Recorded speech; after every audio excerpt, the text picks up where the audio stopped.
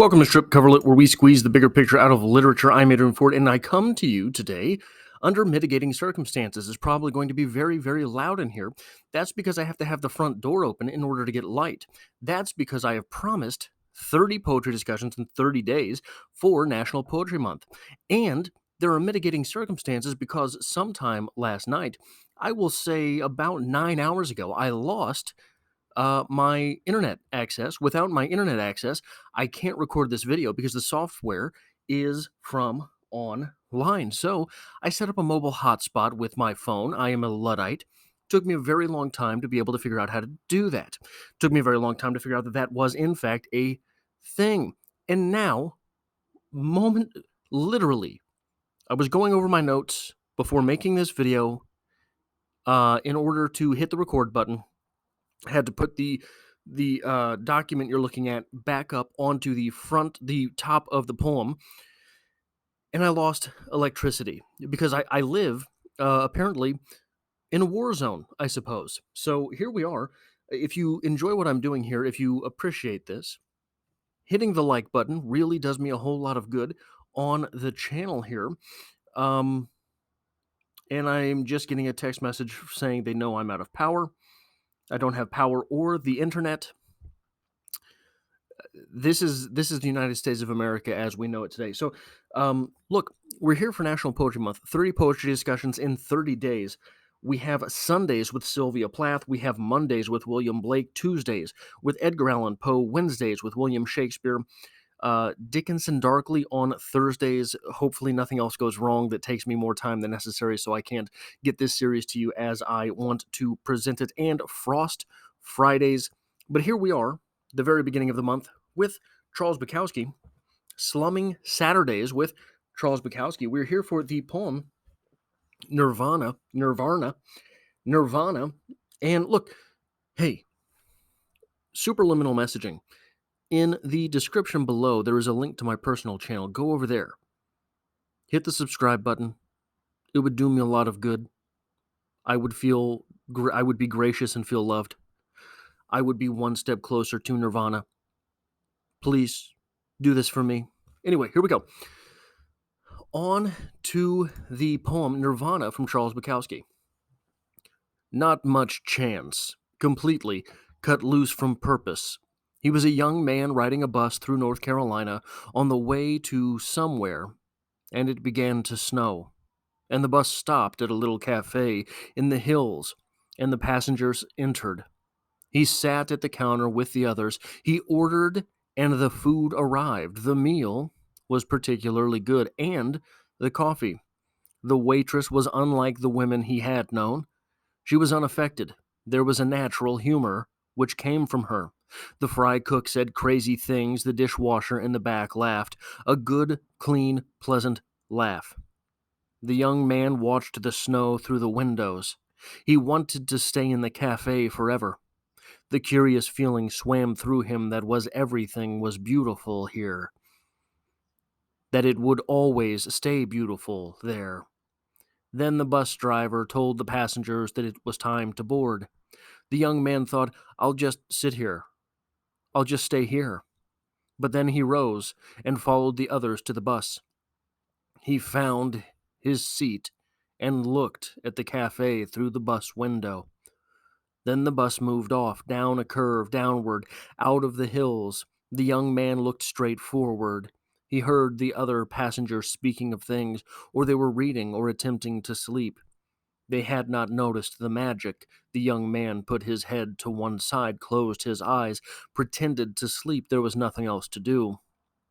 Just to listen to the sound of the engine, the sound of the tires in the snow. So this reminds me very much of a Hemingway short story. This reminds me very much of every Hemingway short story.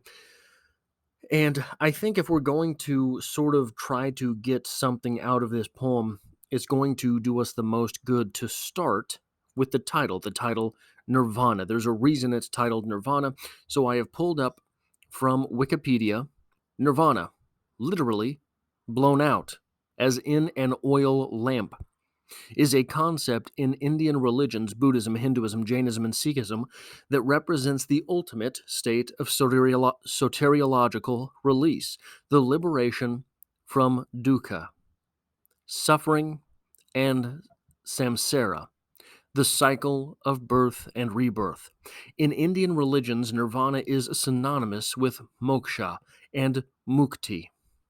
All Indian religions assert it to be a state of perfect quietude, freedom, highest happiness, as well as the liberation from attachment and worldly suffering and the enduring of samsara.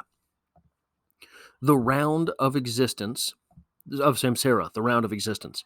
However, non-Buddhist and Buddhist traditions describe these terms for liberation differently. In Hindu philosophy, it is the union of or the realization of the identity of the Atman and the Brahman, depending on the Hindu tradition. In Jainism, nirvana is also the soteriological goal, representing the release of a soul from karmic bondage and samsara. In the Buddhist context, nirvana refers to the abandonment of the 10 fetters, marking the end of rebirth by stilling the fires that keep the process of rebirth going. To achieve this status, one has to get rid of the 3 psychological evils: raga, greed, desire; dvesha, anger; and moha, delusion. So, soteriological is basically just sort of means in pursuit of salvation, the text in pursuit of salvation. So it is basically very religious. Pursuit of salvation is a very religious idea. It is a very beyond the individual idea, despite the fact that it is the individual that becomes that endures salvation. Now, the interesting thing I think to sort of acknowledge first here is that this poem, straight off from the beginning, starts with expectation. How? Not much chance. Completely cut loose from purpose. Well, pardon me. To suggest there is a purpose is to suggest that expectation is inescapable. To suggest that there is a purpose suggests that there is something supposed to be getting done. The interesting thing is, the poem is titled Nirvana, but, pardon me, I don't know what's going on here. If we stopped at this diner, we might feel the same type of thing. We imagine. The way it's set up, the way it is explained. Here's the interesting part. Do you think the people who work at the diner feel that the diner is Nirvana? Do you think that the people who work at the diner... do you think the people who work at the diner feel that this is the final and the ultimate in being at that diner? At the diner, the threat of industriousness is gone. The threat of purpose is gone. For our speaker. Well, no, he's not our speaker, for our subject. Even the woman at work is full of the quote-unquote humor that our subject finds in her. Even the dishwasher and the cook are full of humor, not purpose. They're at work, but we don't show the bustle. They're at work, but we are not focusing on the fact that they are scrambling between customers. They are at work, but we are not focusing on the fact that all of a sudden 15 people came in off a bus and they have a rush. We're not focusing on that. We're focusing on their humor. And we state of this young woman, well, presumably young. I guess I don't know that. She was unaffected. She literally could not be bothered, right? Unaffected means not bothered in some other way. And our character, our subject here, finds this unaffectedness to be extremely alluring, finds this unaffectedness to be sort of the ultimate of what he is looking for here. And it's so crazy because no one else seems to see it. So we have this little bit where our subject is having to question those things he is observing and feeling. So Nirvana being liberation, Nirvana being the ultimate in existence. Our subject, just with that in mind, that Nirvana is the place you go when you stop being reborn. You are finally set loose. You are blown out like a candle, extinguished. But that extinguishment, okay, there's people yelling outside because no one has power. So, okay, that's cool. So the Nirvana is liberation. The liberation from the cycle of rebirth. Where is it here that we have? Let me go down here to the bottom of this just to sort of refers to the abandonment of the 10 fetters. There's no greed going on there. There's no anger in that diner. There's not even any delusion in that diner. These people are who they are, and our speaker appreciates them for that. But the Nirvana represents the release of a soul from karmic bondage and samsara. Samsara being the round of existence, the suffering and the never-ending round of existence here. So that's what we're called here. That we're calling this place Nirvana. We're calling this poem Nirvana. This poem, being what it is, will always be where it is. This poem will always be about the diner. But the interesting thing here, our subject stops in this place. Our subject gets off of the bus, the hustle and bustle, the bus. Our speaker gets off of the bus as he is leaving his life wherever he is from.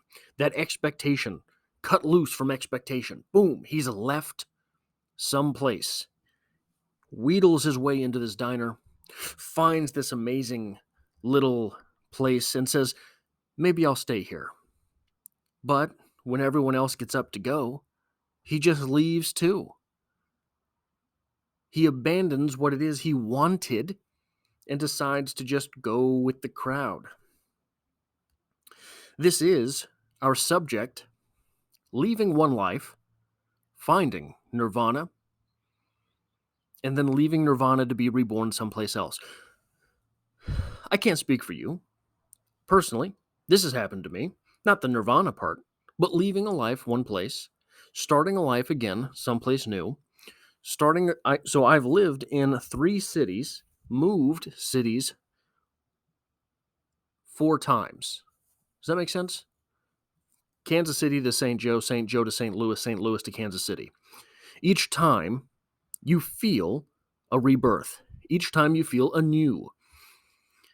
Here we have our speaker dying and being reborn. You die when you move your city. You're reborn when you're a new person someplace else. You get to choose who it is that you are.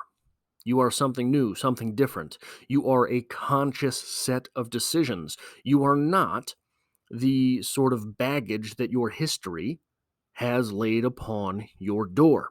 You are not any of those things when you start a new life someplace else.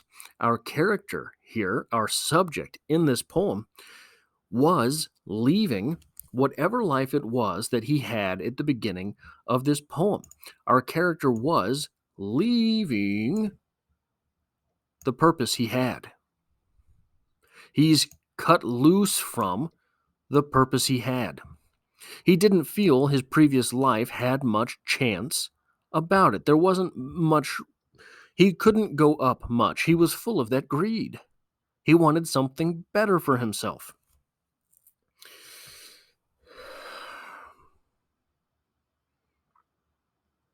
He wanted something better for himself, decided to leave, died in that bus ride. The hustle and bustle of souls is waylaid in the afterlife before being reposited. And before his reposit, he decided, he looked at Nirvana and said, "Oh, this is it." And then unquestioningly shuffled out onto the bus to be reborn in some new city. This, yeah. What else is there in life besides the building of the self? The only thing perhaps greater than the building of the self is the raising of another self, right? Is being a parent. Um, but we have here this person attempting to build the self, failing where he had been, finding the happiness, and being reborn someplace else. Anyway, yeah, what a wild poem here from Bukowski. Look, that is all I have for this poetry discussion here on Strip Cover Lit. It helps me out a lot if you decide to hit that like button. If you find yourself here by chance but not design, consider hitting the subscribe button, because literature, poetry, short stories, novels, that's all I talk about on this channel. Here we are on Saturday with Bukowski. Tomorrow we will have the 150th poetry discussion in the poetry discussion playlist. Still not 100% sure what it is that I'm going to do about that. But then we normally will have Sundays with Sylvia Plath. Mondays will be William Blake. Tuesdays will be with Edgar Allan Poe. Wednesdays will be with Shakespeare. We are starting at Sonnet 1 on the 5th, and then 2, 3, and 4 on Wednesdays through the month. Dickinson Darkly is a series that I have where I'm starting, where I'm going to be going poem by poem through the complete poems of Emily Dickinson. So we're going to have the first Emily Dickinson poem on Thursday, the 6th. We have Frost Friday, and next Saturday we will be again with Charles Bukowski. I hope to have you back for all of these poetry discussions, all of the poems we'll be doing here. And again, stop by my personal channel. It's where I talk about movies, I talk about philosophy, I talk about just anything that comes to me.